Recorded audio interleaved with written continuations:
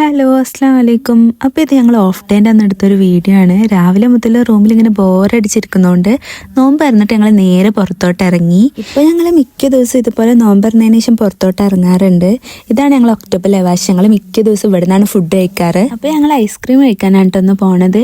ഇവിടെ spring season ആയതുകൊണ്ട് തന്നെ ഇവിടെ അത്യാവശ്യം ഒരുപാട് ഐസ്ക്രീമിൻ്റെ ഷോപ്പുകളൊക്കെ തുടങ്ങിയിട്ടുണ്ട്. അപ്പോൾ ഞങ്ങളിന്ന് ഐസ്ക്രീമൊക്കെ കഴിച്ചൊന്ന് ചില്ലാവാന്ന് വിചാരിച്ച്. പിന്നെ ഇവിടുത്തെ ഉസ്ബെക്കിസ്ഥാനത്തെ ഐസ്ക്രീമിനെ കുറിച്ച് പറയുകയാണെന്നുണ്ടെങ്കിൽ നാട്ടിലത്തെ പോലെ ഒരുപാട് ഫ്ലേവേഴ്സ് ഒന്നുമില്ല. ആകെ 2-3 ഫ്ലേവേഴ്സ് ഇവിടെ കിട്ടുള്ളൂ.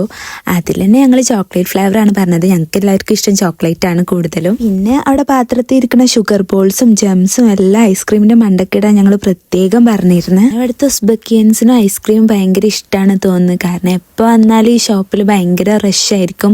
കുഞ്ഞു കുട്ടികളൊക്കെ കോയിൻസ് സ്വരുക്കി കൂട്ടിയിട്ട് ഇവിടെ വന്ന് ഐസ്ക്രീം മേടിക്കുന്നതാണ്.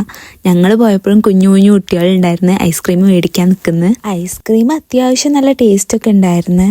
പിന്നെ ഐസ്ക്രീം കിട്ടിയതിന് ശേഷം ഞങ്ങൾ കുറച്ച് നേരം ചുറ്റിപ്പറ്റി നിന്ന്. കാരണം അവിടെ 2 കുട്ടികൾ വന്നിട്ടുണ്ടായിരുന്നു ഐസ്ക്രീം മേടിക്കാൻ വേണ്ടിയിട്ട്. അപ്പോൾ അവരുടെ അടുത്ത് കുറച്ച് നേരം മിണ്ടിയിരുന്ന് പിന്നെ കുറച്ച് ഫോട്ടോ ഒക്കെ എടുത്ത് ആദ്യമായിട്ട് ഐസ്ക്രീം കാണുന്ന കുട്ടികളെ പോലെ. അത് കഴിഞ്ഞ് ഞങ്ങൾ നേരെ ഷട്ടിൽ ബാറ്റ് മേടിക്കാൻ വേണ്ടിയിട്ടാണ് പോയത്. കുറേ കടയിൽ ഷട്ടിൽ ബാറ്റ് തിരഞ്ഞു നടന്ന് പിന്നെ അവസാനം ഒരു ടോയ് കടയിൽ കിട്ടി. അത്ര അടിപൊളി ബാറ്റൊന്നുമല്ല, എന്നാലും ഒപ്പിക്കാം. ഇവിടെ തണുപ്പ് കുറച്ച് കുറഞ്ഞുകൊണ്ട് തന്നെ ഹോസ്റ്റലത്തെ മിക്ക പിള്ളേരും താഴെ ഗ്രൗണ്ടിൽ കാണും.